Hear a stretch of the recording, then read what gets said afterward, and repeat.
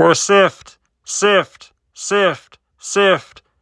through the narrative. Men, James, Eric, men, watching and reviewing them. Truth, mindfully consumed again. There's thoughtful themes at its core. Try to think of something meaningful. Oh my God, be glorified in watching it. Film, filled with some theology, and there's no surcease of popcorn. In a world where entertainment is viewed as mindless diversion, only good for momentary distraction, you are about to enter a new world, and you will never view entertainment in the same way again. This is Popcorn Theology.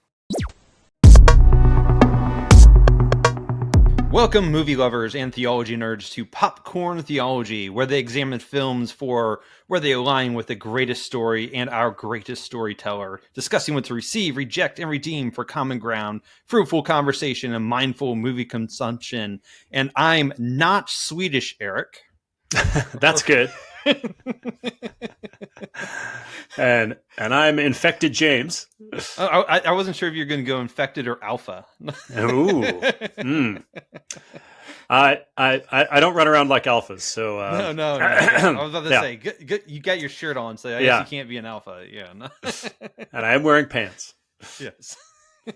And we are looking at, obviously, 28 Years Later, directed by Danny Boyle and written by Alex Garland, and starring Jodie Comer, Aaron Taylor Johnson, Alfie Williams, and Ray Fiennes. Now, what is the plot summary? If you haven't seen the trailers, although the trailers did a good job of not telegraphing the plot. Yeah, really good. Basically, the trailers basically only tell you like Act 1, which is great, which is what most trailers should do. Yeah.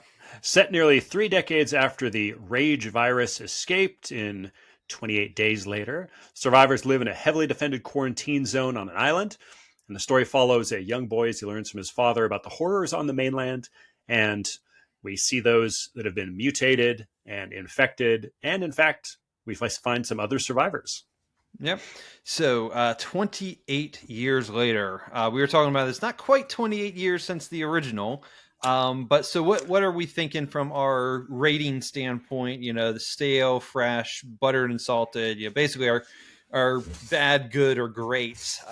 What are we rating this, James? How about yourself? Well, I might have come out and said buttered and salted, but I think about 28 hours later after seeing the film, it kind of came down to just fresh. I appreciate what Boyle was trying to do. It was experimental and definitely kept your attention.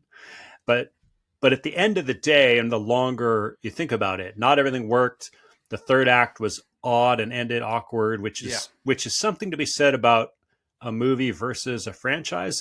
We'll get into that later. What about you? Yeah, again, fresh-ish. I say Act 1, was superb. But then it was a steady decline from the end of Act 1 until the movie ends. You know how it's like, so back in the day, there was always a rumor that movie theaters would just have a bunch of stale popcorn in the bottom, and then just they'd pre-fill the tubs, and so the stale popcorn then just dump the fresh popcorn on top.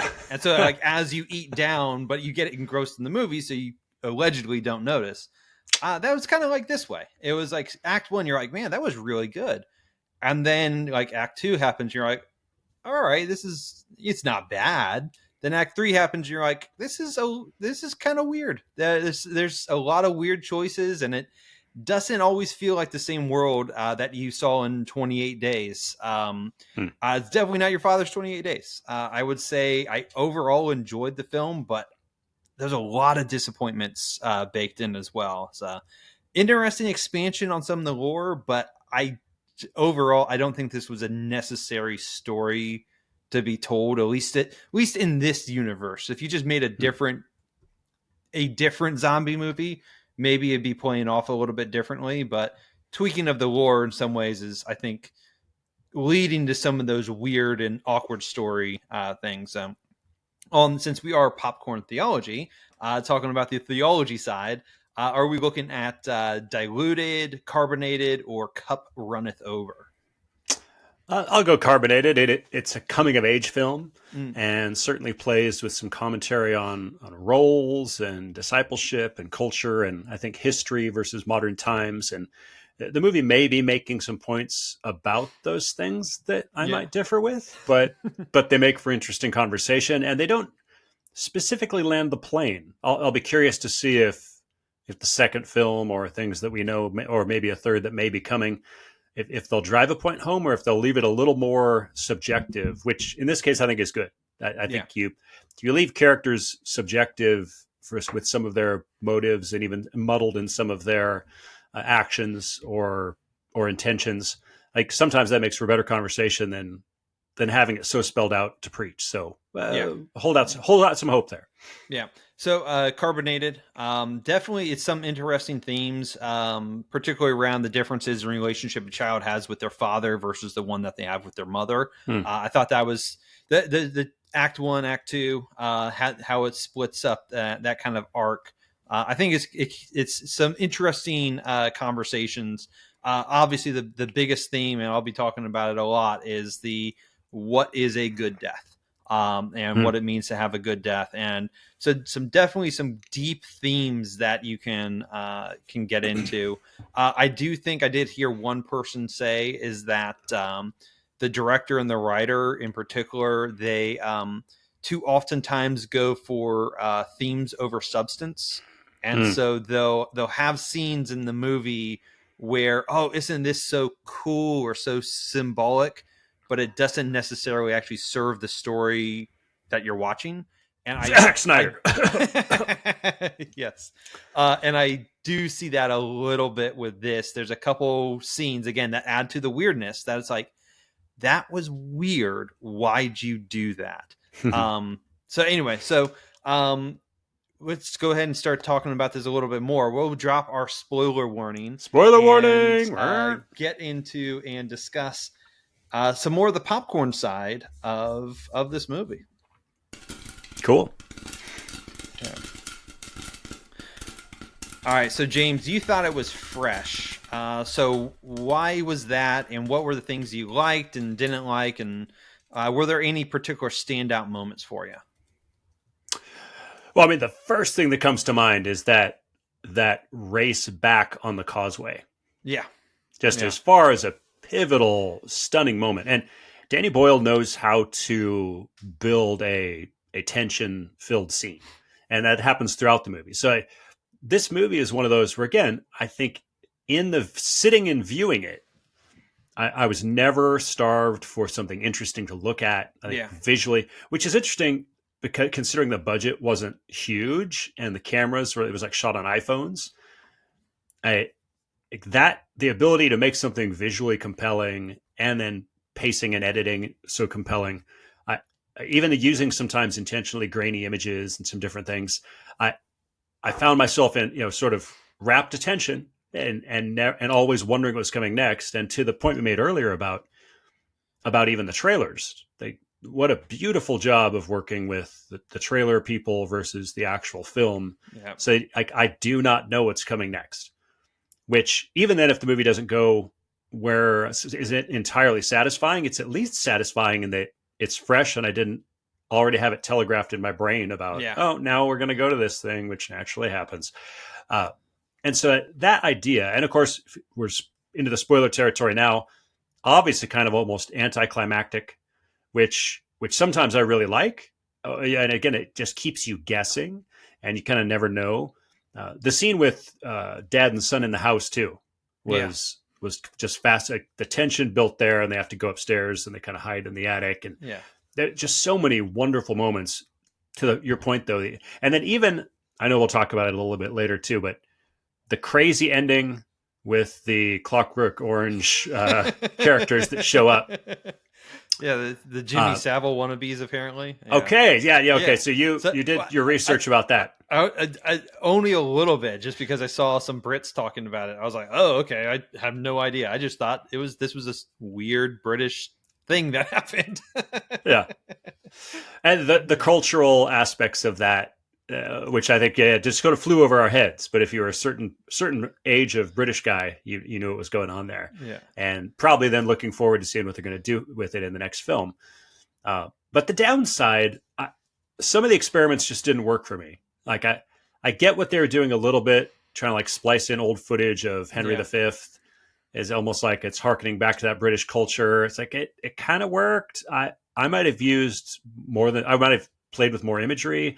There was an early shot too, like when they were going over to hunt, and it just sort of jarringly cuts to this red light night vision thing with the infected. It's like, why are we here now? Like it felt spliced oddly. So like some of it just didn't work for me without any context. And I know some stuff we might get, the training montages and the guy wears a weird mask. And like, some of that was, to your point, it was weird to be weird. I didn't get a good sense of what how it was that there for. Yeah. Yeah. Why is that part of the training, or why this? And that's where, I mean, if we want to talk about this being is this now here, answer me this. Is this the first of three, or is this the second or third of, right? It's like, what are we dealing with here? Yeah. Because there's at least, there's going to be a 28 years 2 and maybe a 28 years 3. So is this a new trilogy?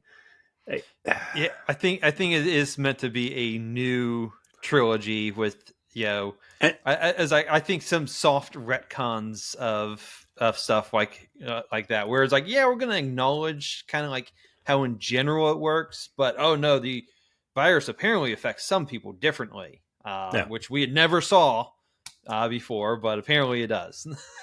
so then for me, it violates the rule of trilogies. Yeah. Like your sequel, your Back to the Future 2 or Empire Strikes Back, like you can have some cliffhanger in the second one, but if your establishing movie should feel like it stands on its own. Yeah. And this movie just does not feel like it stands on its own. It feels like chapter 1. Yeah. Well, and just ends abruptly. And I agree. I think it could have stood on its own if it was just designed a little, like if it was edited around a little bit differently. Mm-hmm. I think it could have stood on its own and been, hey, a fresh new take on the zombie genre from Danny Boyle and Eric Garland. I think it could have been that. I was like, and they could have been going on the tour. This is not a 28 days sequel. This is not like, this is its own thing. We want to tell a different story outside of that. I think it could have worked, but because it's being compared to 28 days, it's going to fall to that. So it can't stand on its own because it has to stand on those shoulders. Yeah. And yet it's also simultaneously trying to start a new thing. Yeah. So it just makes some awkward and weird choices. Didn't like the soldier. That kind of, yeah. Was he a Swede or Swiss? I forget. Or are they the same? I don't know. They're basically the same. They're Norwegian? No, a bunch of white guys somewhere up there. Yeah. I mean, I didn't think his acting was that great. I didn't think his character made sense. Like, it didn't add anything. Yeah. They had to bail out from their boat sinking, but they all had like armored gear and fully loaded weapons and guns. Full tactical gear. Yeah.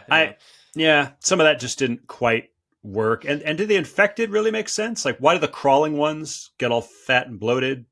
But there were just little things that didn't. And to your point too, I mean, even things like where Spike and his mom are over there, she manages to kill one. Yeah. And at first you're like, oh, okay, she pulls the thing over its head and then bashes it against a rock right next to him and he doesn't wake up. It's like they just did that so like because they show that in flashback, so they wanted to keep it a secret so he didn't wake up, but you'd wake up like that. Yeah. I don't know. You'd absolutely wake up. Yeah. There was just a lot of those things where the more you think about the film, like did the infected really make sense? It's and maybe that's like I guess maybe I'll need a sequel to explain where the pregnant woman come from. Was where did the alphas really work? It seems like they were going for a little bit of the I Am Legend or borrowing from Richard Matheson's story, and I'm cool if they went there, but I'm not sure that they're trying to they're trying to morph the one world into the other one. Yeah, and I'm not really sure. 28 years with this active hotspot and the nations of the world would just let it sit. It's like it's just one of those things where a lot of 80s movies were like that. They had some crazy sci-fi premise or crazy horror movie premise or apocalyptic thing. You're like, afterwards, you're like, yeah, how would that ever practically have gone from A to, like, I don't think that would happen. Like Escape from New York. Yeah. They're just going to turn the largest city in the entire United States into a prison. Yeah, we'll just do that. That's like but again, but the idea of this isolated island community, like again, the setup in Act 1, that they have the causeway to kind of keep them safe. Although Spike caused a distraction, and that's how he got out. How did he get back there and leave the baby with nobody noticing? They're just terrible guards. That's all it comes down to. They're just terrible guards. it left me with painful questions. So like the more I talk about it, the fresh meter kind of starts, the fresh meter keeps dropping down. Yeah, but that's one of the issues of the themes over substance type of issue. Is like it was like, oh wow, that was cool, and then you start to think through what actually you just watched and go, yeah, a lot of that doesn't make sense. And some of it's like a lot of people thought about Lost. Yeah. Oh, I never. That's one I avoided. I never watched Lost. I love it. It all makes sense, but I'm in the minority. So. Yeah, but no, there are definitely things I liked and I thought were interesting. One was like you mentioned the weird person wearing the mask and standing in the middle of the room and stuff like that. Yeah. I viewed that as more of symbolism of kind of playing towards the memento mori that I'll talk about a little bit too, is remember death. And basically it's saying, remember the infected are always with you. Like always be on alert, always be. So like, I think that's a good, like, I can see how cultures do that and take on those types of types of things of people, like you have to always be on alert. And I can't think of a particular culture off the top of my head, but I do know that in certain ritual ceremonies and stuff like that, they do things particularly like that. Like they'll leave an empty seat for the departed, that sort of stuff. Yeah. No one sits there. So like I liked certain aspects, like they were trying to show that they're building a culture and they're evolving. They're still doing school. They're still doing all this kind of stuff. So there's some stuff I really liked. First act, I thought was a superb father-son journey, coming of age type of thing. Explained the danger of the world, set up the rest of the film. Definitely the best part of the film, but it also set up some real stakes. It lets you know, hey, this is what the world is now. You have to worry about these alphas and that sort of stuff. Yeah. Second act is an escort mission. It's escorting the mother. It's touching, but several choices made. Definitely the weirdest one I'll talk about in a minute. Helping the infected woman, giving birth, and keeping the baby. Weird decisions, weird ways. I agree. Yeah. I chuckled a couple times with the soldier, but it was literally just a moment of like levity type of thing. But it's like also at the same time, I'm sorry, you have submachine guns, maybe even automatic machine guns. I don't know. That would take down an alpha. Like that would take an alpha down. Like the fact that those three guys couldn't kill an alpha, and it's particularly like Eric. Again, my namesake, but spelled with a K, so it's it's kind of weird. Like the fact he didn't just mow the alpha down, it's just kind of like, come on. Any trained soldier would absolutely do that. And then the third act, when they meet the doctor in Memento Mori, which I just call, this is the preaching part of the film. This is the part of the film where they slow down and they start to go, this is what we want you to think about the film. And I was like, hey, remember the person with the mask? Memento Mori. I was like, oh, got it. This is what they wanted you to think about. Now, to the biggest complaint that probably a lot of people have, and even I had until I did a little bit more research with it, was the pregnant infected woman giving birth was really, really freaking weird. That is not something I wanted to see Yeah. That was not something I wanted to see. There's a lot of stuff in this movie I did not want to see. Fortunately, some I read an article. It was prosthetics, so I was like, okay, well, that makes some of it slightly better. But it still was like for a movie that was dealing with sort of a boy coming of age, so dealing with manhood, we had to deal with a little too much manhood. Yeah, a little bit too much manhood. Yeah. I guess they were so in the pregnant mother scene, or the giving birth scene is like, I guess they were trying to show that like motherhood is universal and women will help each other out. But it was really weird and poorly executed. I was absolutely on Eric's side about killing the infected. This is something I've never understood my entire life is I do not understand the desire to try and humanize zombies / the infected and like turn them into allegory instead of it being just man versus nature, type of things. They always try to turn it into, well, what if the zombies had like feelings? I prefer because technically they're not zombies, right? I know. Technically, they're still alive. I know. So, and again, I'm fine with that as whatever, but the whole idea of trying to humanize them, I much prefer the stories that are the zombies. They're zombies, they're infected, they're whatever. But the movies are about the perseverance of the human spirit and our ability to overcome any obstacle, not the question of, hey, what if like we should feel guilty about killing these things? It's like, I'm sorry, you see an infected running at you, you kill it. Now to the part about the baby not being infected, that was an interesting choice. Yeah, I agree. But after I saw some commentary online, I started doing a little bit more research and stuff because I've debated pro-life, positive pro-life stuff against, pro-abortion people. And the argument that the baby would not be infective is actually, it has a lot of merit to it.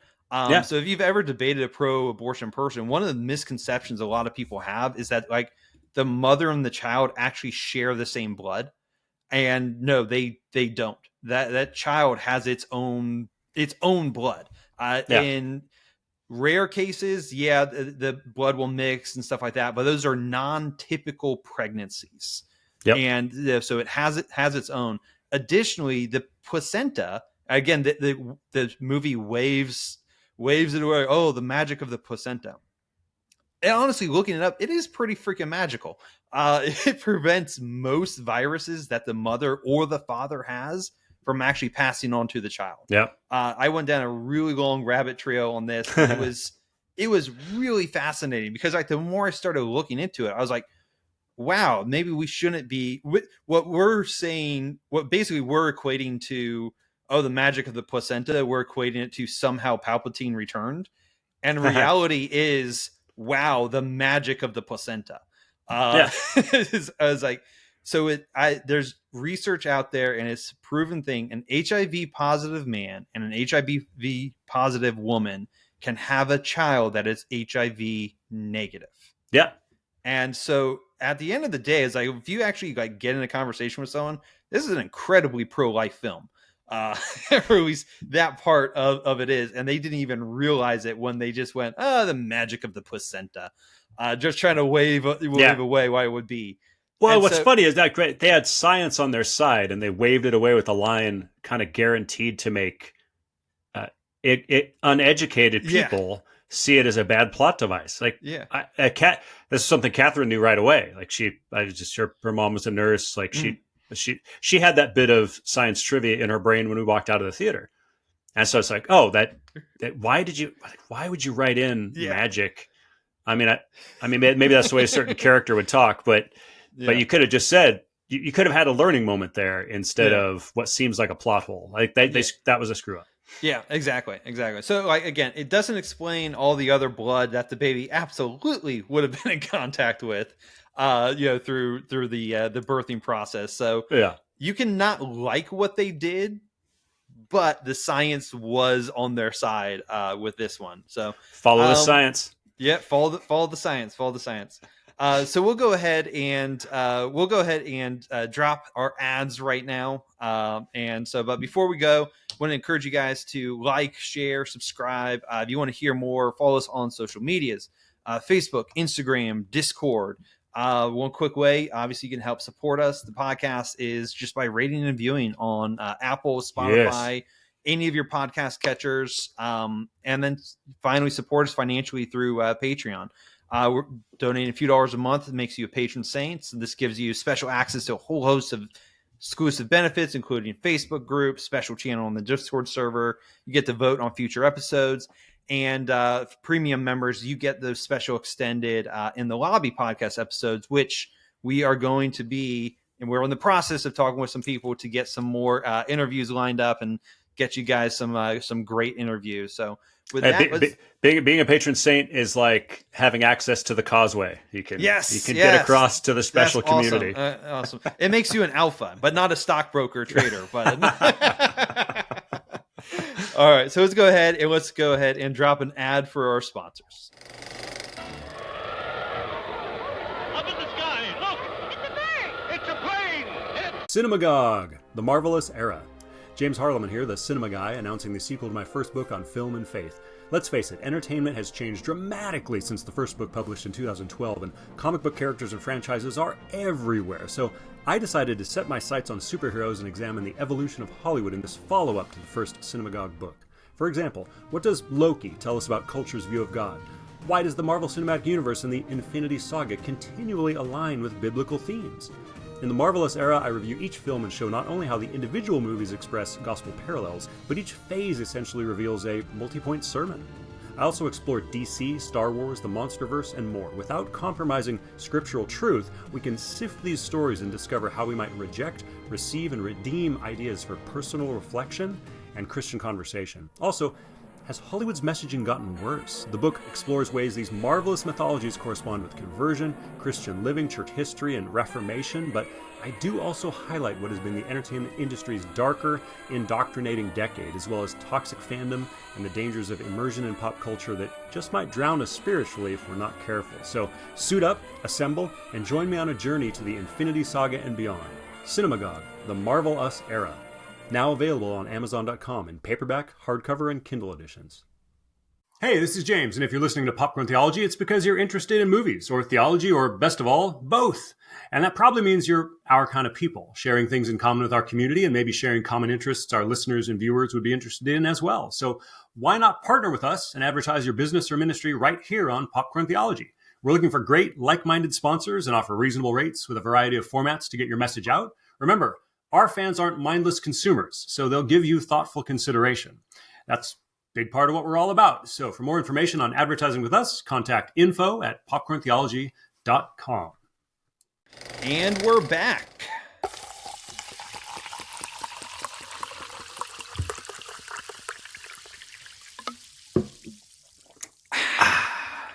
And that means it's time to pour and sample the most spiritual aspects of this film and its narrative. So let's shift gears and discuss the themes of 28 years later. And so I'll go ahead and get started. And I'm playing off the theme of the memento mori part. And because the film talks about it several times. And so this film, it is bookended by two deaths that make you ask the question, what is a good death? The first one is a man of faith who basically just resigns himself to his death, believing that, this is just a righteous judgment of God. He's welcoming this death. The second death is a mother choosing to end her life prematurely so that she can avoid pain for herself and for her son. And the story, the way they frame it, this is right after the birth scene. And so you have this newborn baby there and everything, and they're trying to make you have sympathy for the mother because she's clearly, by this point, you've watched all of Act 2, she's mentally not there anymore. She has moments, but really complete confusion. She's not really there. No. And then by having the child, they basically use this child as a scapegoat to get pro-life people on board. Because obviously we're going to be, hey, the baby's not infected. Don't do anything to the baby. Keep the baby alive. Because a lot of times how the argument goes is if you are truly pro-life, then you should be pro not human suffering. So you would welcome the baby, but also when someone is no longer desiring of their own life, or because of mental capacity no longer there, then they should be able to peacefully exit stage right. And the film tells us, to memento amoris. That's one of the things. After the mother's taken her life, the doctor comes and he explains that always be thinking of, always remember death, always be thinking of death. Well, always remember love, amoris, amore, or however you pronounce it, amorous. Yeah. I think that is. And they're saying that what the mother did was out of love, and it wasn't a desire to avoid a bitter end. It was love. That's what you should be remembering. And if this were a merely utilitarian world where there was no righteous judge, then honestly, by all means, believe and do whatever produces the most amount of human happiness and reduces human suffering. But that's not the world that we live in.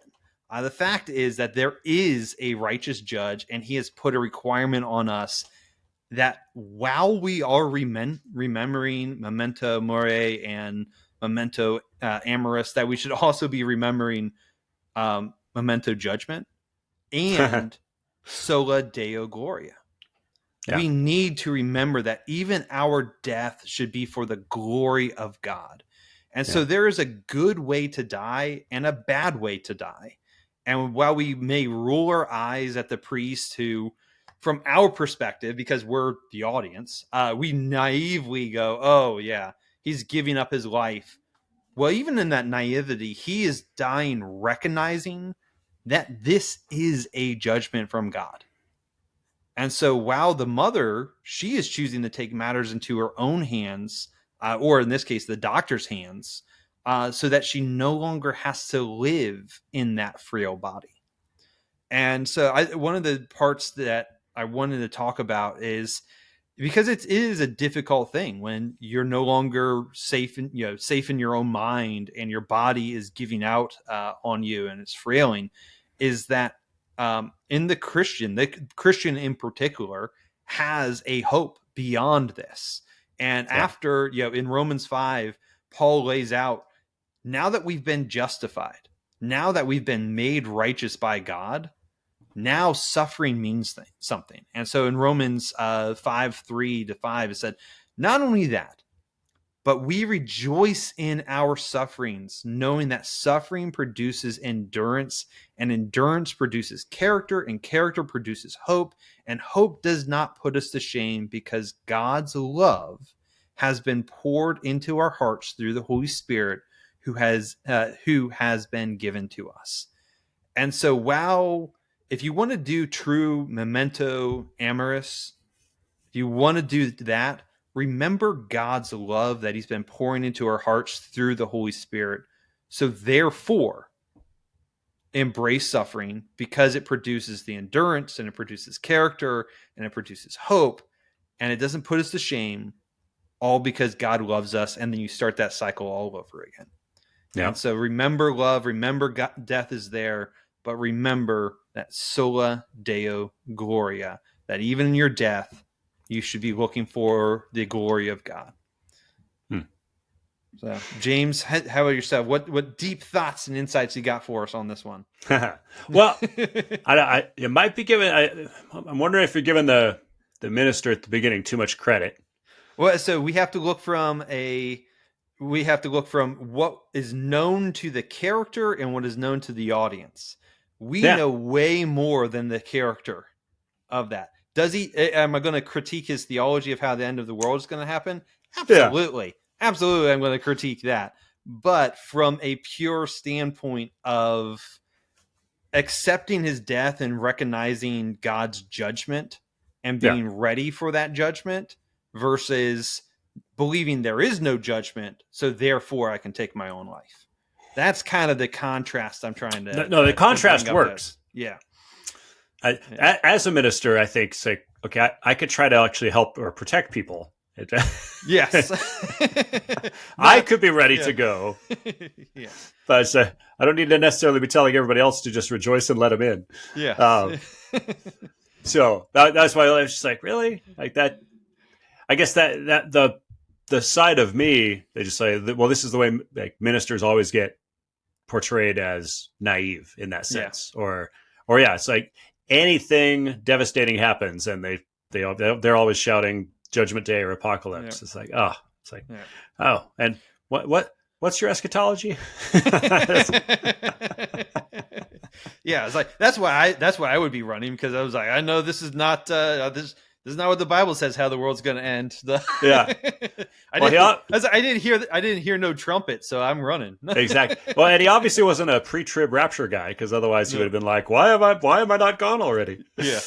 Oh, yeah. So there's that all falls down to eschatology, but it's the kind of thing where a movie will try to make something beautiful, and I think I'm kind of glad that just even looking around at some of the reviews online, people are like I know I'm supposed to think this was sort of a mercy killing, but like the movie didn't show that she was like, was she really ready? Like, and really, it's just like, hey, let's just drug the kid and do it now. Like, you couldn't have a few extra days to get ready for it, or a few extra days of peace and loving moments with. Because now they're out of the house, out of the community. They seemed, for the most part, to be fairly safe. It seemed until they had the one attack. Until Samson came. Yeah. Which, again, why you would let him live. But anyways. So it seemed a little premature, even, I'm not actually faulting that, because I think it's got some people who might lean toward sort of that kind of mercy kill. It's actually got them going, wait, was this really the right time? Like, so that's actually maybe a good thing, that it feels awkward to some people as far as an ending. And there is that the Bone Temple, by the way, of course, was spectacular looking as far as a movie set piece goes. But even there, I loved Ralph Fiennes' character, who was insane, but not in a threatening way. So so many movies give you the crazy guy. It's like, I think he's crazy. I clearly think he's lost something. Yeah. Because he's also living. It's like those people. It's like that guy who was a grizzly man, the guy who was like living out with bears and thought he was safe. Wound up getting himself and his girlfriend killed. And so again, I could see that maybe he is a gentle spirit, but does that mean he's right? Because he seems a little odd. So I'm glad the movie left things in that way. I think they sort of presented it as maybe a positive thing, but they left some odd question marks around that. And so I appreciate that the narrative, intentionally or not, has a few little nicks in the armor as far as sort of preaching at us through that. But obviously, I felt like they were communicating is a beautiful thing. And I was like, we can't get behind that as much as we might want peace. And as a pastor, I've had to have a conversation with one person who was with multiple people who've had cancer, and in one of those cases, they were considering that, and I had to have a heart to heart with them about the lack of wisdom in that, and that it would not be necessarily the best for their relatives who were going to see, and having them try to process and reconcile that decision. And it was a good conversation. It was a successful conversation, and I think things, that person passed, and it was good. But then I've seen somebody who would also never have made that decision pass in a very beautiful way to their last day, probably, and dealing with pain, and actually have that moment where to their last day, they're reinforcing the gospel to their kids and to other people around them that come and visit. That's a powerful testimony that you can't, how do you get away from that? Facing your own mortality and not blinking and going, oh yeah, I could load myself up with morphine, I could load myself with all this other stuff and not feel a thing all the way out, but no, I'm gonna do it for the glory of God. And my parting shot to the world is going to be, I'm going to preach the gospel. And I've known people like that. That is basically what their life was. Is that, I'm in the hospital. I'm going to be here for the next, I don't know, maybe week. So in this week, I've got a week time to every single person here about memento mori. And that is coming for all of you. But there's an ultimate eternal escape from it. Yeah. I think we do have some wiggle room and nuance in modern 21st century conversation, because we have so many ways of we have ways to deaden the pain or even end life. We also have ways of extending it well beyond maybe normative. And I think there's wiggle room to have important conversations about, well, do I have to get a pacemaker? Do I have to take the modern things to maintain or extend? It's like, well, I think that there are times where we can say, I'm not going to take more technology or more medicine to necessarily keep going. I think that's where I think there is some room to say, like, I'm not going to decide my end day, but I'm not necessarily going to try hard to do extra extensions. Yeah. Those are tough, chemotherapy. Like there's a lot of, especially with cancer, like in the movie, there are a lot of those questions about, do I use 21st century means to try to do everything to keep this life alive versus passing on to the next one. And that's where I think there is some honor in saying, I don't have to fight tooth and claw for one more minute with modern means. But there's the other half. So I think that's where Christians need to, I think you need to be in a good biblical church with good biblical conversations, and not make that decision alone, or not make that decision in a vacuum. And so that because it is tough, and seeing people Spike's age, like in this movie, have to process that's a lot to pastor through. And for not just a pastor, but the remaining parent, or there's a lot of work there emotionally. So a great conversation piece that depicts probably what we wouldn't go for, or definitely wouldn't go for, but leaves room for some question marks to be raised about it. Yeah. There is that definite nuance of, hey, someone got in a car accident and they're hooked up to a machine. Yeah. And that's what's keeping them alive. Yeah. Is it murder to unplug the machine? Yeah.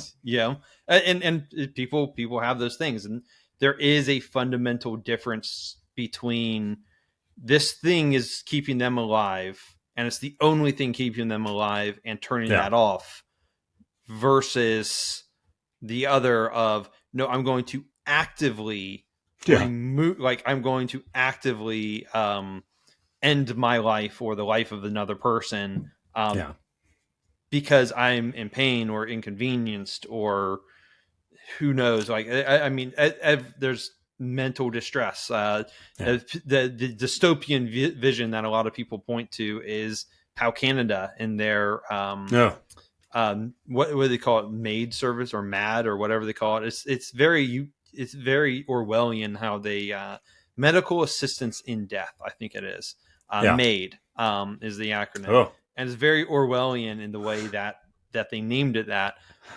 But that's kind of like the template that you look at and go, do we want people, just because they have the blues, to be allowed to do this to themselves? I was like, no, we should be encouraging life all the way around, and showing someone that even in your pain, you still have dignity.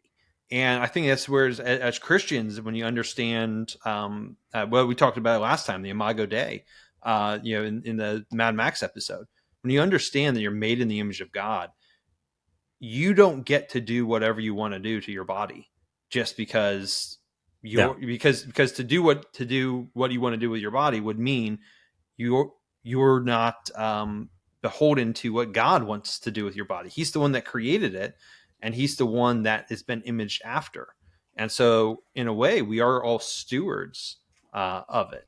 And so I think that's where the proper Christian theology around the body and around life and death and pain and suffering really comes in handy with these types of conversations. Not easy conversations by any stretch. I mean, I've been in incredible pain many, many times in my life. And there's been always that fleeting moment of like, it'd be really easy if this would just, went away. And so like, I absolutely understand people that have chronic pain or chronic conditions that it is going to be with you for the rest of your life, and it is going to be a slog. And so it's not an easy conversation, except for Christ says, my burden is light. Doesn't mean there's no burden, but it means it's lighter than the alternative. And so if you embrace Christ, it won't make your pain go away, but it will give meaning to it. And Christ will give you his righteousness, and that's what will help push you through it. And that's what Paul's talking about in Romans 5. Yeah. Well, and you back up the truck of the movie 24 hours, right?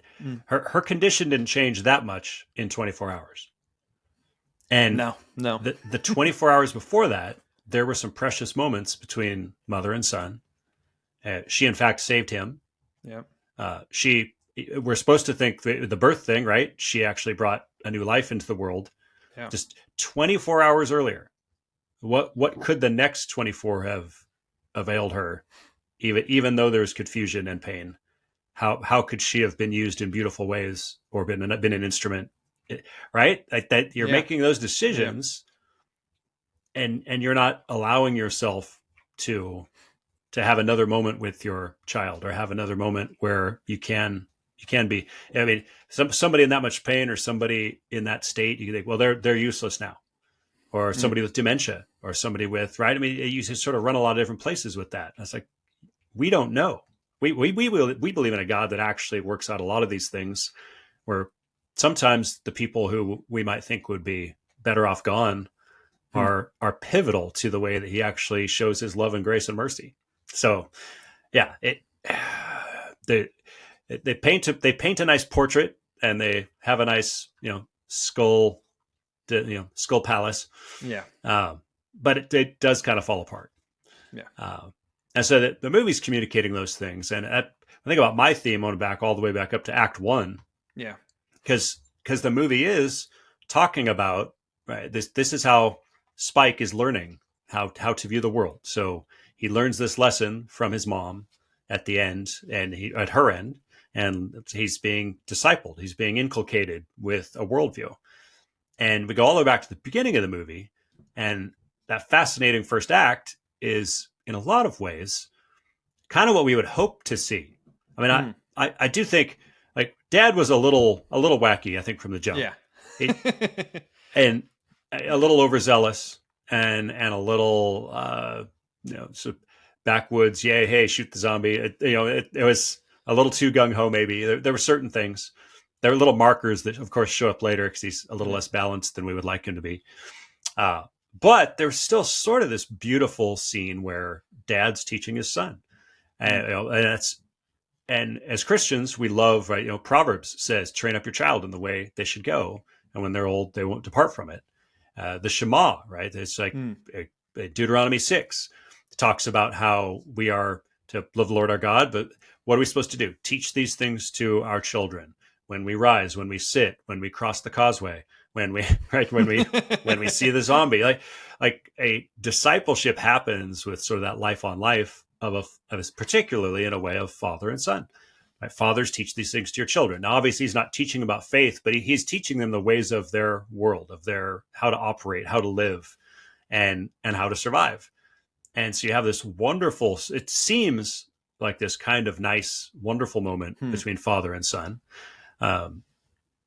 He's taken him out too early, but then they do make it home. And so it's like, okay, this imperfect father, but you have this, he's trying to inculcate these things into his child. And then, of course, the party comes, and then it all falls apart. And this is where it goes from a sort of an essay on discipleship, and it becomes a dark discipleship, or basically the ripple impact, or the ripple effect of sin. Yeah. Because everything else about the movie kind of comes from this. Spike crosses the causeway and risks that mission with his mother, because even though he doesn't quite feel ready, his dad took him prematurely at age 12, And so he does then summon the courage to venture out, right? So his journey with his mom is because a father's pride made him take his boy out before he was ready, show him at least the basics, which he tries to then replicate to varied degrees of success. He does better on the second trip, but that sort of led to that. Also, he communicates extremely poorly about the experience with the doctor.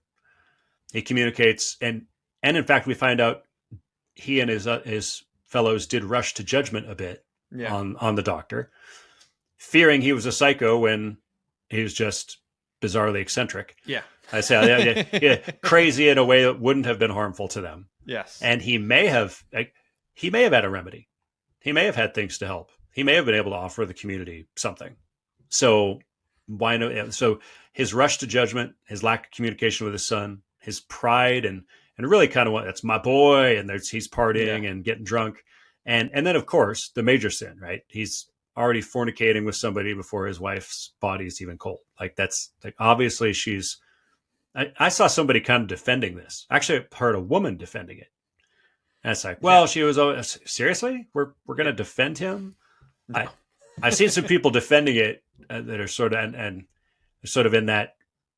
I know we're in a culture that has emasculated males, but I see sometimes people defending male characters that obviously have some toxic traits that can't be reconciled. Like that's sorry, these are prideful, sinful, fornicating things that should have been happening. And of course, that is part of what pushes, again, Spike over the edge to go out and get in danger. And only by, like, honestly, only what I could see as providence is they don't get killed. Yeah. Like, it's like, there's no way except for movie magic and more than just the magic of the placenta that they actually survive this journey into it. And so like that's where we see, right, our deeds preach as much as anything we try to teach those around us, right? That's like James 2 says, in the same way, faith by itself is not accompanied, if it is not accompanied by action, is dead. But someone will say, you have faith, I have deeds. Show me your faith without deeds, and I'll show you my faith by my deeds. It's like our true nature is shown by our deeds. And Spike becomes very disenchanted with Dad. Yeah. And is Dad messy? Yes. Is Dad fully evil? I don't think the story's trying to say he's fully evil. Or even if they are trying to play that chord of, oh, look, like one smack and he's cheating on his wife, so he's a toxic man and irredeemable. It's like, well, no, I think he's a flawed and sinful man. Yeah. As a Christian, we would not say anyone's irredeemable.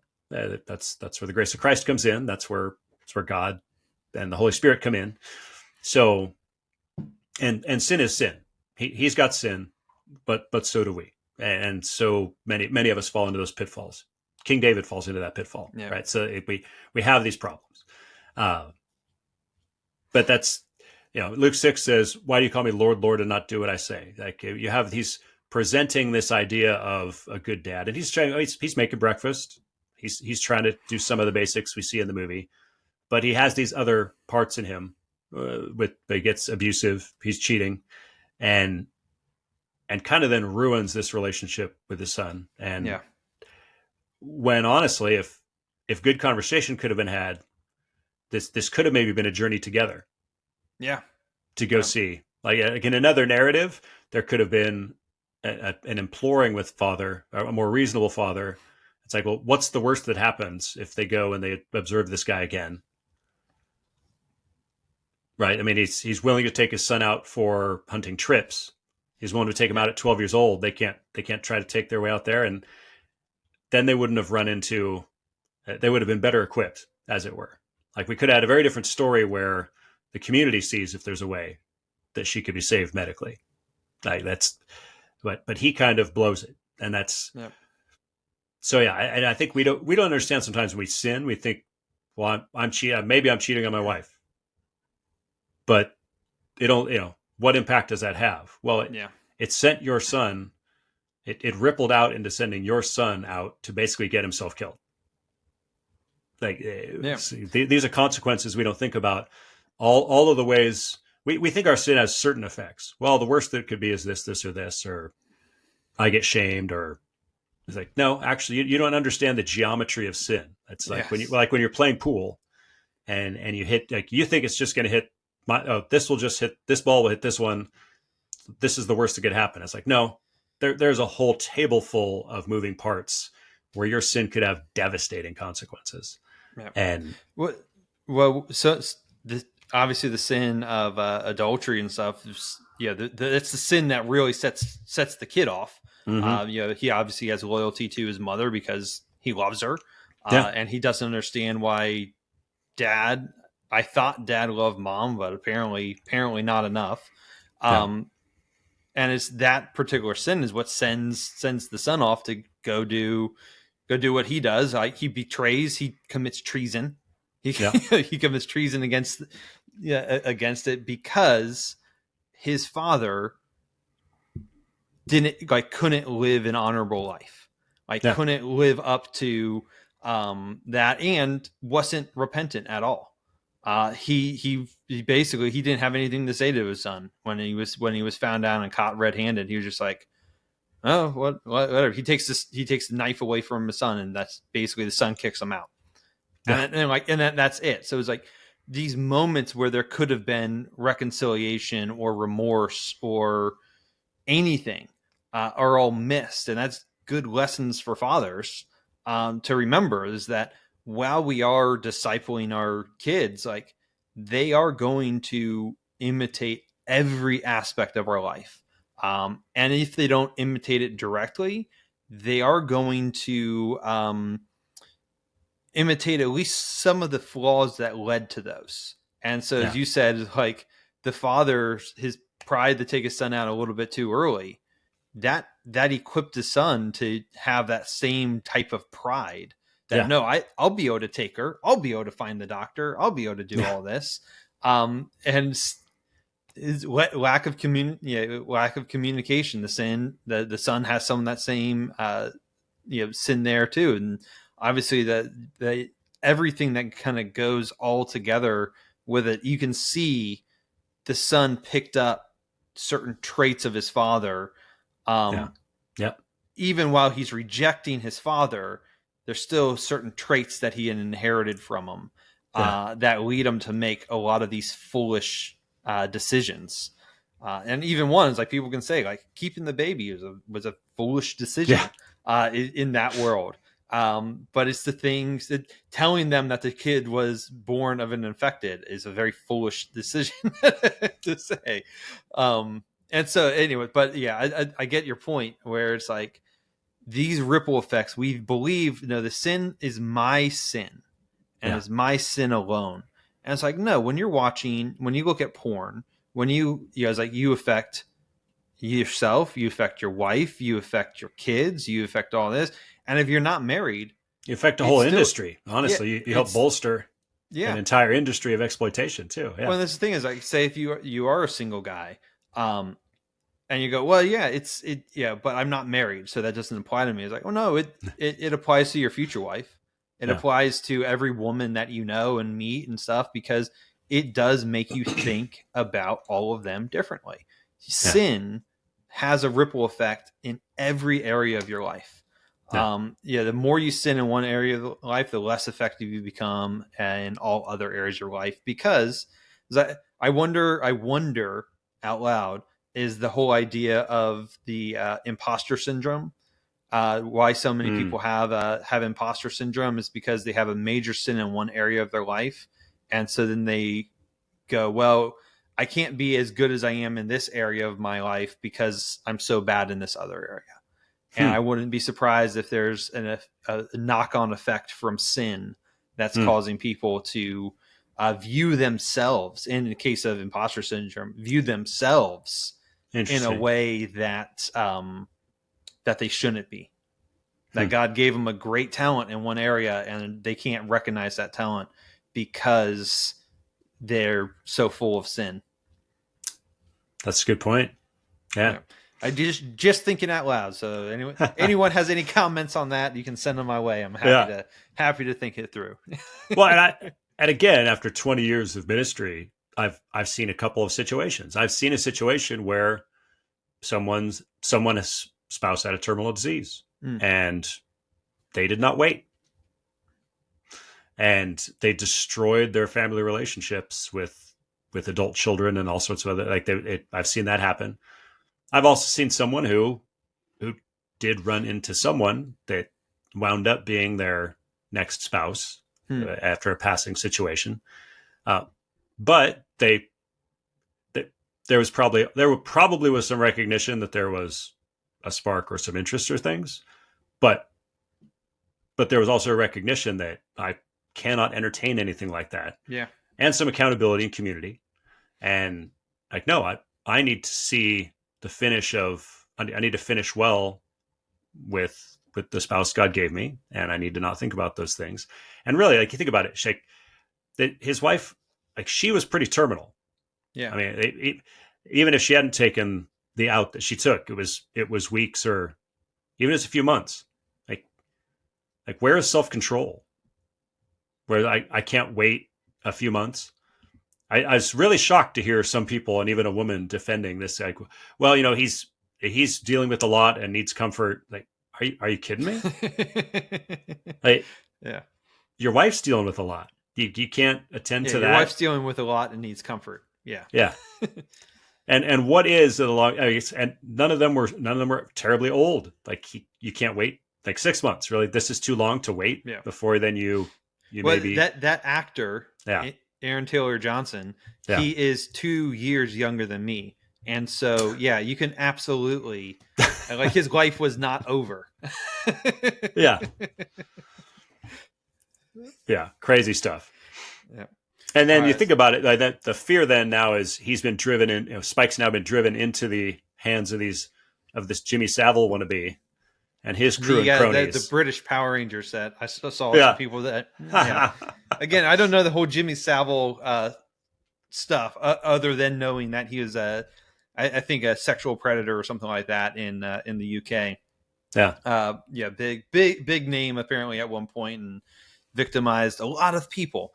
So that's kind of what they're trying to get at with that, but still.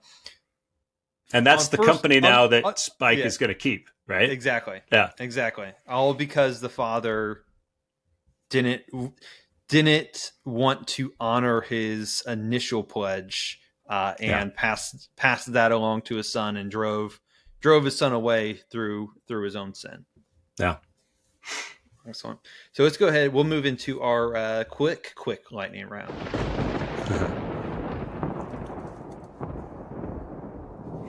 All right. So as far as rejects, things that we can thoughtfully reject, obviously the big one, we've already talked about it for 30 minutes, is suicide. Don't do it. Even when you are in pain and when you are losing your memory, you are still valuable and people love you. Also, God condemns the taking of human life prematurely. And that whether that's your life or someone else's life, he values the lives of his creation, and particularly mankind. He made us in his image, and he wants us to honor that and not take it prematurely. So suicide is a no-go in the Christian worldview. Nice. I think something we can kind of reject, I guess we can redeem it, as the movie does show a contrast between the life that the folks in the UK have sort of reverted to, which is a throwback to like subsistence living. They're living off the land. They seem to have embraced sort of like the flashbacks to sort of the Henry V and sort of like, so culture and honor and loyalty and fidelity and almost kind of that go monarchy kind of old school flavor. And I think that the movie is trying to maybe diss on that a little bit. I'm not sure. I feel like the flashbacks to the old movies are almost like, they're showing them with doing target practice and teaching the kids. I kind of felt like it was taking a little knock at it, maybe like knocking kind of a British culture that would go look backwards instead of progressive forwards. I'm not sure. Maybe other movies will bear that out, but but considering Spike's, the movie ends like Spike, I'm leaving this community. Maybe it communicates maybe some. It's that like that's like make the UK great again.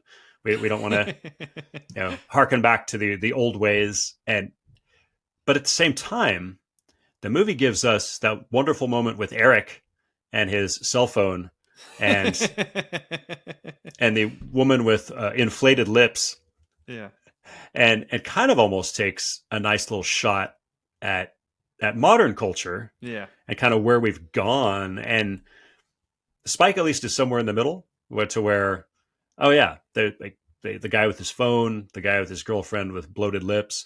There is like maybe actually we should be wary of where our culture has gone in the 21st century. That there's a lot of downsides, and that honestly, people looking in might see it as alien. And I think, like Spike, I think sometimes as Christians we kind of look in at, particularly maybe at the month of June, a little bit of the craziness and parades and things happening, and just be like, this is insanity. Like, yeah, guys, we're. I'm surprised. I was gonna say, what would Spike think if he encountered a trans person? Right? You just like, no, what? he'd be completely accepting because he's a young child and children are innocent. Yeah.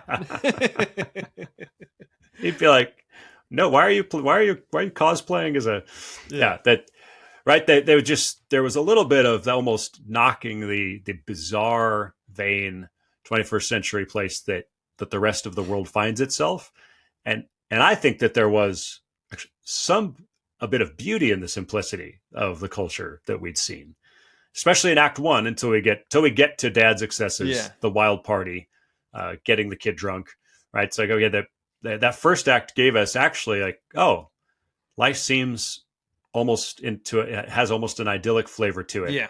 And I think as Christians, we would, honestly, like God has not called us necessarily to be farmers, but there is something to slowing down the obsessive life of the 21st century, putting down the smartphones, having a different understanding of beauty. Yep. And so you just get those moments of contrast to where maybe we do need to stop, put the phones down, have some time out, and see what value or beauty is in kind of the simpler existence that we see happening in at least Act 1 of this film. Yes. So I would encourage that and push that forward for sure. Yeah, absolutely. So the only real receive that I have, really just on the surface anyways, is Wow is going through kind of like the montage scene showing, oh, they're doing school, they're doing this. They're actually singing a hymn that I have sung many times, and it's called Abide With Me. And I thought this also, I didn't know exactly how to fit it in with the part I was talking about before, the contrast of Abide With Me and the mother.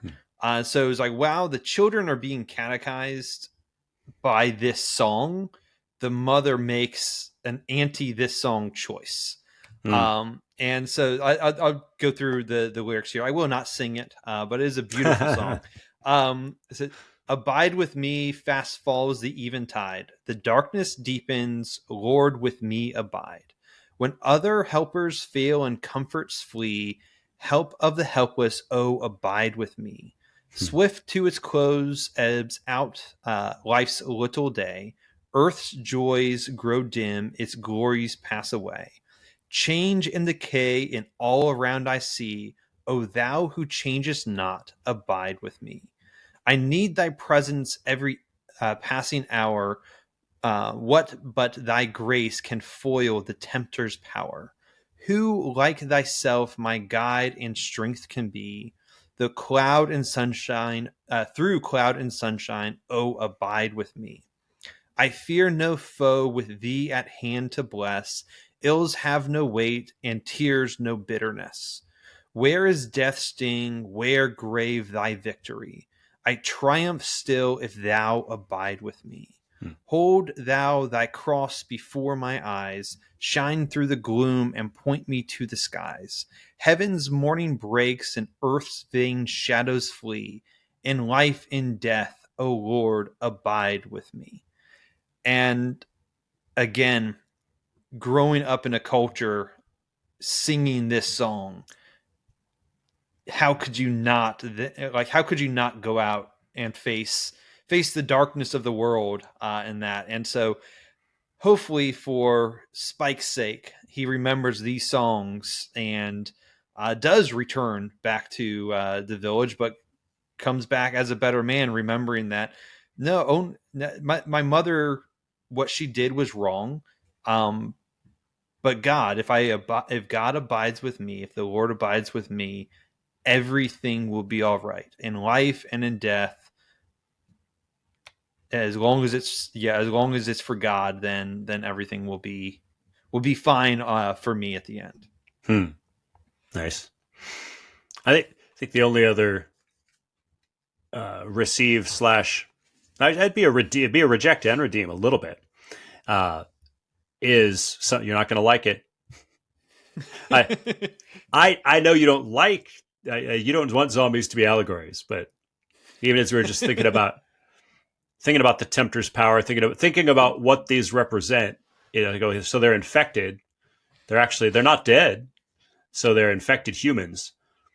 I think something that we could reject but then redeem a bit is Dad takes a little bit too much glee in the killing of them. If they're zombies and they're undead, I feel like that's a little bit better. But especially if we're going to allegorize them, if we're going to find out that there's a baby, if we allegorize that and think about just our enemies, right? Christians are supposed to have a very different response to our enemies, human enemies. Yes. Because we understand that they are deceived. They're infected with sin and delusion and deception. And even if for their own good, someone had to be taken down, if you will, like they could have built into the story that there was something reverent about, like, son, we don't take joy in this. This is a mercy. Yeah. Like that would be the mercy killing that we could understand better than the mercy killing of Mom. Yeah. And it's like, they're infected. There's nothing for them now but to put them down. But we don't do it with glee and joy and I love it went through his head and stuff blurred out. It's like, no, we shouldn't be taking joy in having to have a firm hand against our enemies as far as an allegory to anything in this life spiritually we might be dealing with. And so that's where we can redeem a little bit of that Mom moment where even though it was awkward, as like there was that desire to find a connection. It's like it's a very imperfect metaphor, but honestly, as Christians, in this situation, it probably makes more sense. The redemptive angle would be, our attitude should not be one of glee in opposition. Our attitude should be one of lament and a wish that there could be a way that they could be cured or could be helped in a different way. And so that's where. Yeah. And I think that is partly why the doctor does what he does. Instead of killing every infected he comes across, he instead coats himself in basically invisibility. He wears an invisibility cloak. Yeah. But I think that's kind of his thing is like why, like he's seen Samson for, I think he said 3 years. Oh yeah. He's been coming around here for about 3 years now. And I think that is kind of his approach of these, like, there is no cure, or at least no known cure to me. There's nothing I can do for them, but I'm not going to kill them. I'm not going to, which is kind of an interesting thing that he's willing to kill the mom, who's a non-infected but terminal person versus an infected person who maybe they're not terminal or maybe not. I don't know. It's interesting. Seems like you could justify the mercy element of it better. Yeah, to me. Exactly. Yeah, exactly.